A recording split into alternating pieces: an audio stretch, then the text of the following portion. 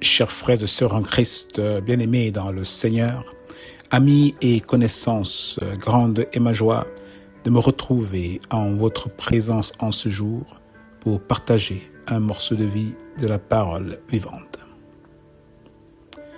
Que la grâce, l'amour, la paix de notre Seigneur Jésus-Christ vous soit immensement renouvelée.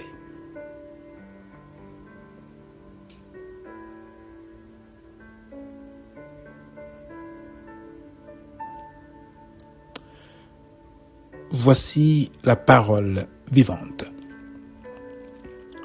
Arrêtez et sachez que je suis Dieu. Je domine sur les nations. Je domine sur la terre. Psaume 46, verset 11. Arrêtez et sachez que je suis Dieu. Je domine sur les nations. Je domine sur la terre. C'est lui qui fait cesser tes combats. Tel est le titre de méditation du jour. Bien-aimés dans le Seigneur, amis, nous avons vu que Dieu permet parfois à ses enfants de traverser des épreuves dans un but bien précis. Il recherche notre maturité spirituelle. Il veut produire en nous une paix profonde, une joie véritable. Il veut développer notre dépendance envers lui et aussi éprouver l'authenticité de notre foi. Si Dieu peut permettre l'épreuve, que ce soit au niveau individuel, dans ta vie comme dans la mienne, ou au niveau communautaire, c'est-à-dire dans une église locale, ou même au niveau d'une société ou d'une nation tout entière, ne peut-il pas aussi mettre fin à tous ces combats? Oui, je te le dis, il le peut. Pourquoi? Parce qu'il est Dieu, le Dieu Tout-Puissant. Aucune force, quelle qu'elle soit, ne peut lui être comparée. Lui seul est l'Éternel, celui qui demeure le même d'éternité en éternité. Et le psalmiste nous le rappelle, sachez que l'Éternel est Dieu. Sachez que l'Éternel est Dieu. Il domine sur toutes les nations et sur toute la terre. Dieu peut donc aussi faire cesser les combats. Dans 2 Chroniques, au chapitre 7, des versets 13 à 14, la parole nous montre que Dieu peut lui-même éprouver son peuple en fermant le ciel, en ordonnant aux sauterelles de dévorer le pays ou en envoyant la peste. Mais elle nous révèle également que ce même Dieu est capable de restaurer son peuple lorsque celui-ci revient à lui. Et on peut lire en 2 Chroniques 7, 13 à 14, « Quand je fermerai le ciel, qu'il n'y aura point de pluie. Quand j'ordonnerai aux sauterelles de consumer le pays, quand j'enverrai la peste parmi mon peuple, si mon peuple, ceux qui a invoqué mon nom, s'humilie, prie, cherche ma face et se détourne de ses mauvaises voies, je l'exaucerai des cieux, dit l'Éternel. Je lui pardonnerai son péché et je guérirai son pays. » Dans cette épreuve nationale, Dieu ne demande pas à son peuple de compter sur ses propres forces. Il sait qu'il ne pourra jamais vaincre par lui-même.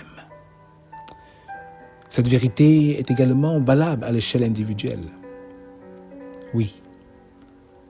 Quel combat pouvons-nous réellement gagner loin de Dieu, mon frère, ma sœur? Quel combat toi et moi pouvons-nous réellement gagner loin de Dieu? Il n'y en a aucun. Dans nos épreuves et nos combats, Dieu désire avant tout que nous reconnaissions qui il est. Le psalmiste déclare au psaume 46, verset 2, « Dieu est pour nous un refuge et un appui, un secours qui ne manque jamais dans la détresse. » Pourquoi? Parce qu'il connaît ce Dieu. Et il peut ensuite affirmer avec assurance. C'est pourquoi nous sommes sans crainte. Quand la terre est bouleversée et que les montagnes chancellent au cœur des mers, quand les flots de la mer mugissent, écument et soulèvent les montagnes. Dieu est au milieu d'elle. Elle n'est point ébranlée. Dieu la secourt dès l'aube du matin. Et plus le psalmiste observe, il va dire, les nations s'agitent, les royaumes s'ébranlent. Pourquoi? Parce que les hommes cherchent des solutions sans Dieu. Ils combattent avec leurs propres moyens, sans refuge véritable, sans secours durable.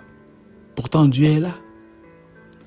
Son silence dans nos épreuves ne signifie pas qu'il ne voit rien ou qu'il est incapable d'agir. Au contraire, parfois, son silence nous pousse à rechercher davantage sa présence.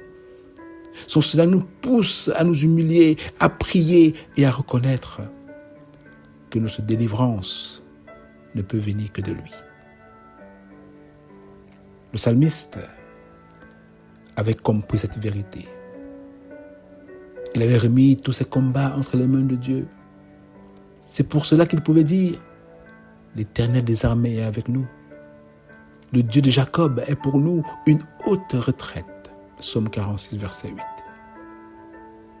Et il pouvait donc inviter, n'est-ce pas, chacun à contempler la puissance de Dieu qu'il a délivré dans ses épreuves. Car il dira, venez contempler les œuvres de l'Éternel, les ravages qu'il a opérés sur la terre. C'est lui qui fait cesser les combats jusqu'au bout de la terre. Il brise l'arc, il rompt la lance, il consume par le feu les chars de guerre. Psaume 46, verset 9 à 10. Si Dieu est capable de faire cesser les guerres d'une nation entière, quel est donc le combat dans ta vie ou dans ma vie qu'il serait incapable d'arrêter? Encore, il n'y en a aucun. Aucune souffrance, aucune oppression, aucune maladie, aucune peur, aucune situation familiale, financière ou spirituelle n'est hors de sa portée. Ne pas le croire, c'est ne pas encore connaître pleinement le Dieu que nous servons. Alors, au lieu de mener seuls des combats dont nous ignorons l'issue, mon frère, ma sœur, réfugions-nous en Dieu. Arrêtons-nous, reconnaissons qu'il est Dieu, celui qui est souverain, celui qui combat pour ses enfants, celui qui fait cesser les combats. Le psalmiste dit, arrêtez, arrêtez et sachez que je suis Dieu. Cette confiance nous conduit à recevoir également cette promesse. Ne t'ai-je pas donné cet ordre? Fortifie-toi et prends courage. Ne t'effraie point et ne t'épouvante point, car l'Éternel, ton Dieu, est avec toi dans tout ce que tu entreprendras. Josué 1, verset 9. Ou encore au psaume 37, verset 5 à 7. Remets ton sort à l'Éternel. Remets ton sort à l'Éternel. Mets en lui ta confiance et il agira. Garde le silence devant l'Éternel et espère en lui.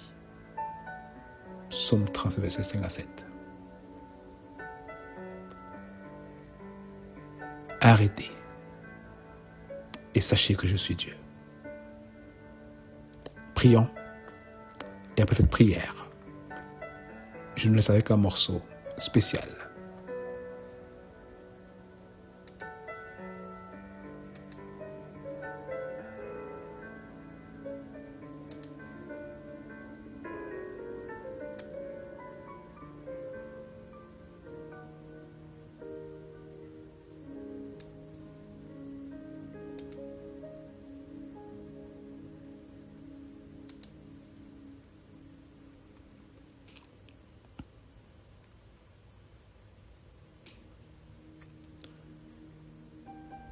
Père céleste, beaucoup de tes enfants sont épuisés à force de vouloir mener eux-mêmes leur propre combat. Ils ont parfois oublié que tu es le Dieu Tout-Puissant, notre refuge, notre appui et le secours qui ne manque jamais dans la détresse. Ils ont parfois interprété ton silence comme ton absence, alors qu'en réalité tu étais présent, prêt à agir et à les délivrer. Pardonne-nous, Seigneur, d'avoir voulu nous battre sans toi. Pardonne-nous notre indépendance et notre manque de confiance. Apprends-nous à crier vers toi, à nous humilier devant ta face, à rechercher ta présence au milieu de nos combats et à attendre avec foi ton intervention.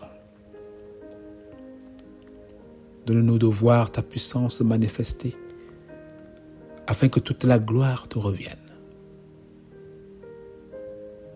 Nous te demandons, non à cause de nos mérites, mais au nom précieux de ton Fils bien-aimé Jésus-Christ. Amen.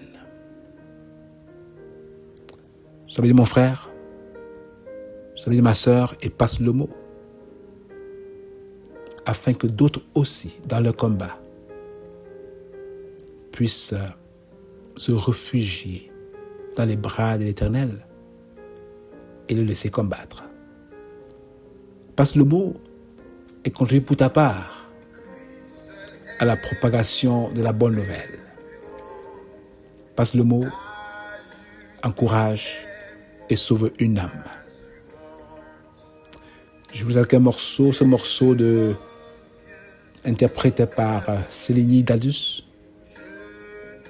En Christ seul est mon espérance. Oui, en lui seul est notre espérance. Et ma prière est qu'il soit ton espérance en tout temps et en tout lieu.